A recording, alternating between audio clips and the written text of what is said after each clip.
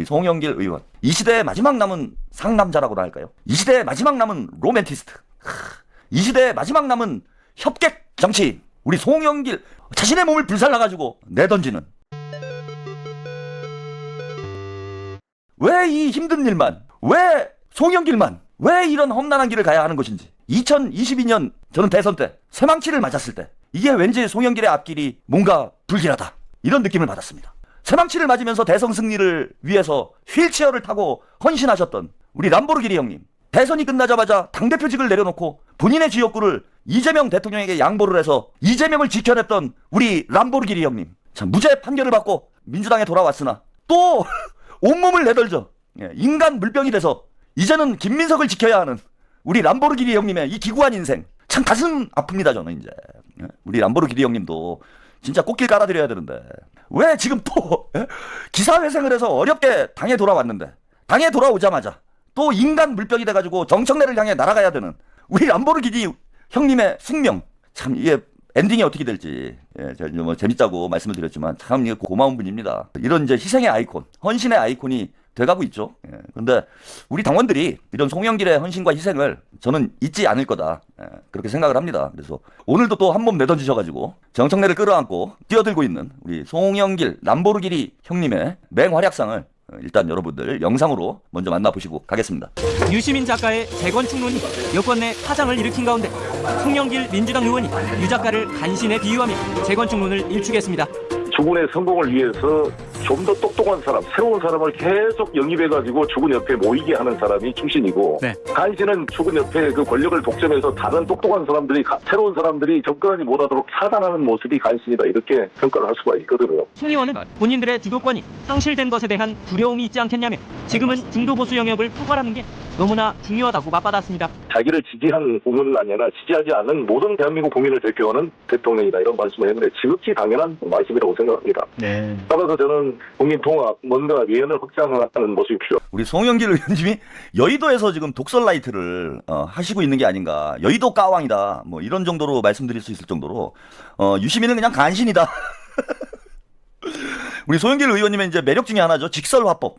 절대 돌아가는 법이 없습니다. 남자는 직진이죠. 우리 상남자 람보르기니는 직진입니다. 그냥 이 간신 유시민.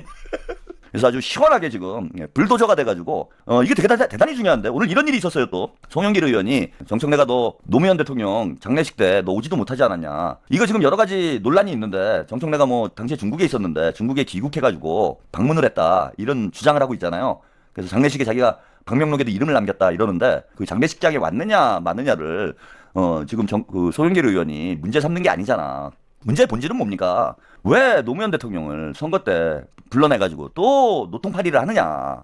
왜 전직 대통령을 다 끌어내가지고 거기에 기대가지고 선거를 하려고 하느냐? 본인의 능력 가지고, 본인의 실력 가지고 당원들을 설득해서 당대표가 돼야지. 내가 노무현하고 가까우니까 나를 뽑아달라, 그게 말이 됩니까? 내가 문재인하고 가까우니까 나를 뽑아달라. 왜 당대표 경선을 하는데 계보나 따지고 족보나 따지고 혈통을 따지고 이따위 경선을 하고 있냐고. 얼마나 실력이 없으면은 그 문제를 지적을 한 거 아닙니까? 그게 하나 또 있고, 송영길 의원이 왜 저 문제를 세게 나갔냐면은 김민석 총리가 출마를 하면 탈레반들이 뭘 할 거냐 하면은 이른바 김민세 프레임이죠.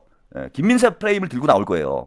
근데 이걸 송영길 의원이 지금 약을 치는 거예요. 이 탈레반 놈들이 자, 이 과거에 있었던 일을 캐내가지고 또 김민석을 배신자 프레임에 가두려고 하는 거잖아요. 또 노무현 대통령 노통파리를 하려고 하는 거잖아요, 이것들을. 그래서 이걸 차단하기 위해서 송영길 의원이 자, 들이받은 겁니다. 정청래를 파묘를 못하게 하려고 2002년 대선 때 있었던 일을 가지고 김민석 총리를 공격을 못하게 하기 위해서 이 장례식 문제를 송영길 의원이 들고 나온 거잖아.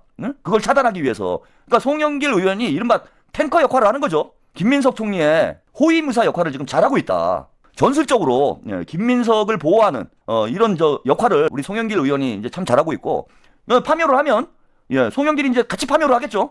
정청래도 과거를 까면은요, 정청래가 더 힘들어요. 뭐 1등은 또 원래 네거티브를 하는 게 아니에요. 근데 저놈들은 이제 네거티브를 하겠죠, 김민석 총리를. 근데 김민석 총리는 김영남 의원처럼 또 정청래의 파묘를 하는 게 좀 맞지가 않아요. 네? 그래서 이걸 누가 하면 되느냐? 송영길이 하면 되는 거야. 송영길 의원이 파주면 되는 거야. 그리고 구도가 벌써 지금 벌써 며칠째 송영길 정청래가 공방전을 하는 이런 뉴스만 나오고 있어요. 김민석 총리는 이재명 대통령과 마지막으로 인사를 하고 K 황금 시대를 열기 위해서 역할을 하고 이런 이제 포지티브한 이미지만 나오고 있고 네거티브를 송영길 의원이 대신하고 있기 때문에 계속 정청래와 송영길이 치고받는 구도로 가고 있다. 그래서 김민석 총리는 이 싸움에 들어올 필요가 없어요. 조용한 선거로 가야 된다. 예, 김민석은 우리가 보호를 해줘야 되는 거야. 그래서 송영길 의원을 중심으로 해서 우리가 정청래를 때리면 된다. 그래서 이 네거티브의 역할을, 페이스 메이커의 역할을 우리 송영길 의원이 해주고, 그래서 제가 아까 인간 물병이라고 우스갯소리를 한 이유가 이겁니다. 인간 물병이 돼가지고 정청래의 머리를 향해서 날아가면 되는 거예요, 송영길 의원은. 그리고 김민석 총리는 우아하게 자신의 역할을 해나가면 된다. 저는 이렇게 봅니다.